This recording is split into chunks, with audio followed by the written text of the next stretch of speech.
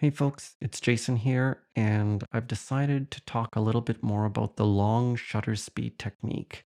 I'm always talking about using low shutter speeds in wildlife photography, not necessarily to get motion blur, but to get much better image quality. And often, you don't want to use a lower shutter speed and unsafe shutter speed because then you might get blurry shots. So if you are shooting a bird or an animal and it's a rare occurrence, maybe it's an animal you've never seen before and you'll probably never see it again, then it's probably not a good idea to use 1/160th of a second if you're shooting at 600 millimeters, right? But if there are birds or animals that you're constantly seeing and you have lots of opportunities, then it makes a really good idea to use a low shutter speed. For example, I've got a few photos here of a recent shoot. Here's a photo of a red-winged blackbird. You can see that it was taken, the EXIF data, you can see that it was taken at 1/160th of a second. And if you zoom into 100%, you can see that the feather detail is all there. It's completely sharp. Now, will you get a sharp shot every time shooting at such a low shutter speed? The answer is no. It's not always possible to get a sharp shot this way. In fact, usually when I take a bird like this, I have to take 3 or 4 shots. But usually, if I take 3 or 4 shots of the bird, one of them is going to be a sharp shot. Let's look at another one here. Again, this one is taken at 1/200th of a second. I did increase the shutter speed a little bit because the bird is singing and I wanted to capture the action. Let's zoom in. 100% zoom. You can see the feather detail here. It's all there. It looks pretty good. It's starting to get a little bit noisy. But other than that, if I shot this shot at 1/640 to really guarantee a sharp shot here, it would have been very noisy. I would have started to lose some detail in the shadows. And this would be especially pertinent because these are black birds, right? This is totally random. This is a landscape I took too. I kind of like it. Landscape of a pond.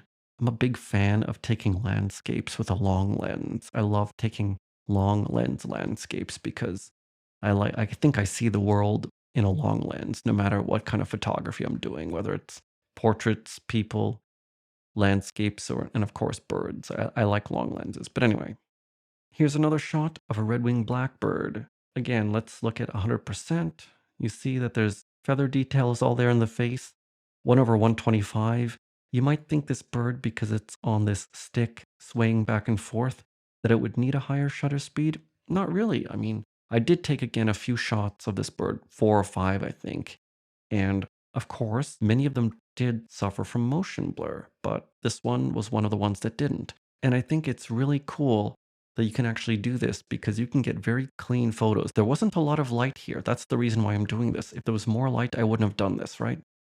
But ISO 1800 1/125, it's quite a clean shot for such little light. Or you can also go the motion blur route and take a motion blur shot instead. This is taken at 1/2.5 seconds. A very long shutter speed. You can see, I actually like this shot because it looks to me a little bit freaky because you have these like glowing eyes here.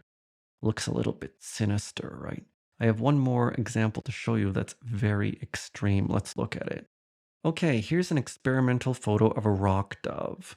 The rock dove is in a little crevice under a bridge, and there's a nice stream of light. I thought it was a kind of interesting sort of bird urban portrait. Now, if you look at the EXIF data, you'll see that this photo was taken at 1/30th of a second.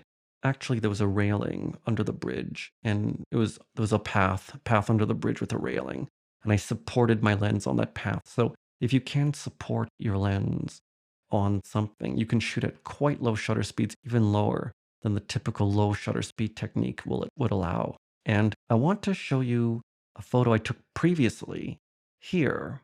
Also, this was a first shot. I actually kind of like the off-center composition. Maybe I should have taken this one off-center too. But anyway, I took this one at 1/250th of a second.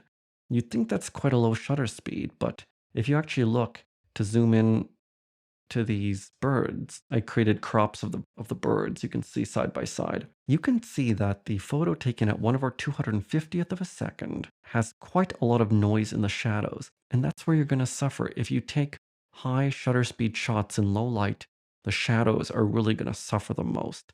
If you look at these, you can see that not only is there more detail on the photo taken at 1/30th of a second, you got more feather detail, whereas here in the photo at 1/250, ISO 5600, the detail is quite obscured. But also you have much better color. The green is starting to suffer. The purple and the green, the rich purple and green on the rock dove is starting to suffer at such a high ISO value. Whereas this ISO 640 in the shadows, you still get a very clean image of the rock dove. You also have a little bit of yellowing, whereas the cement here looks like it's more naturally whitish color. So whenever you can, use lower shutter speeds. Experiment with as low shutter speeds as you can in wildlife photography. Wildlife photography is known as a genre with a lot of noise. It doesn't always have to be. Sometimes it's unavoidable, of course, but it doesn't always have to be. There are many instances where people think they're going to get a lot of noise, but it's actually not inevitable if you experiment with low shutter speeds. So, those are my examples for today on the low shutter speed technique. I hope you enjoyed this video and I hope it helps you take better wildlife shots, and I'll see you again next time.